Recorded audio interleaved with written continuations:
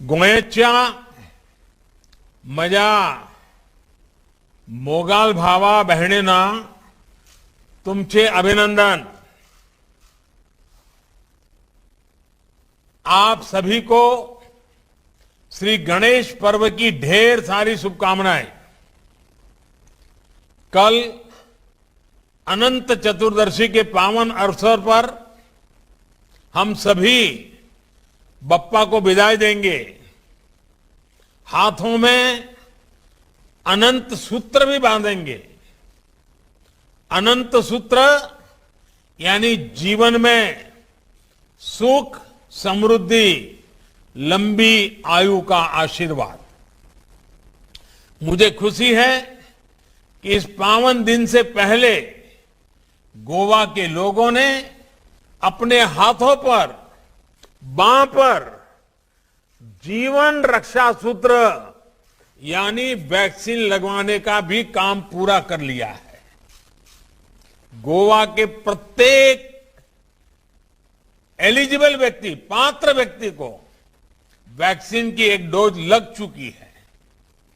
Corona के खिलाफ लड़ाई में ये बहुत बड़ी बात है। इसके लिए गोवा के सभी लोगों को बहुत बहुत बधाई।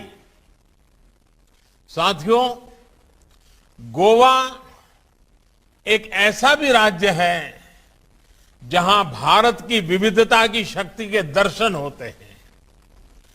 पूरब और पश्चिम की संस्कृति, रहन सहन, खान पान यहां एक ही जगह देखने को मिलता है। यहां गणेशोत्सव भी बनता है, दीपावली भी धूमधाम से मनाई जाती है और क्रिसमस के दौरान तो गोवा की रौनक ही और बढ़ जाती है। ऐसा करते हुए गोवा अपनी परंपरा का भी निर्वाह करता है। एक भारत श्रेष्ठ भारत की भावना को निरंतर मजबूत करने वाले गोवा की हर उपलब्धि सिर्फ मुझे ही नहीं, पूरे देश को खुशी देती है, गर्व से भर देती है। भाई और बहनों, इस महत्वपूर्ण अवसर पर मुझे अपने मित्र, सच्चे कर्मयोगी स्वर्गीय मनोहर पर्रिकर जी की याद आना स्वाभाविक है। 100 वर्ष के सबसे बड़े संकट से गोवा ने जिस प्रकार से लड़ाई लड़ी है, पर्रिकर जी आज हमारे बीच होते तो उनको भी आपकी इस सिद्धि के लिए, आपके इस अचीवमेंट के लिए बहुत गर्व होता। गोवा दुनिया के सबसे बड़े और सबसे तेज टीकाकरण अभियान सबको वैक्सीन, मुफ्त वैक्सीन की सफलता में अहम भूमिका निभा रहा है। बीते कुछ महीनों में गोवा ने भारी बारिश, साइक्लोन, बाढ़ जैसी प्राकृतिक आपदाओं के साथ भी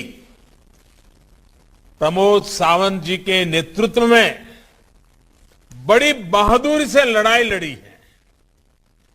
इन प्राकृतिक चुनौतियों के बीच कोरोना टीकाकरण की रफ्तार को बनाए रखने के लिए सभी कोरोना वॉरियर्स का, स्वास्थ्य कर्मियों का, टीम गोवा का, हर किसी का बहुत बहुत अभिनंदन करता हूं। यहां अनेक साथियों ने जो अनुभव हमसे साझा किया, उनसे साफ है कि अभियान कितना मुश्किल था। उफनती नदियों को पार करके वैक्सीन को सुरक्षित रखते हुए दूर दूर तक पहुंचने के लिए कर्तव्य भावना भी चाहिए, समाज के प्रति भक्ति भी चाहिए और अप्रतिम साहस की भी जरूरत लगती है।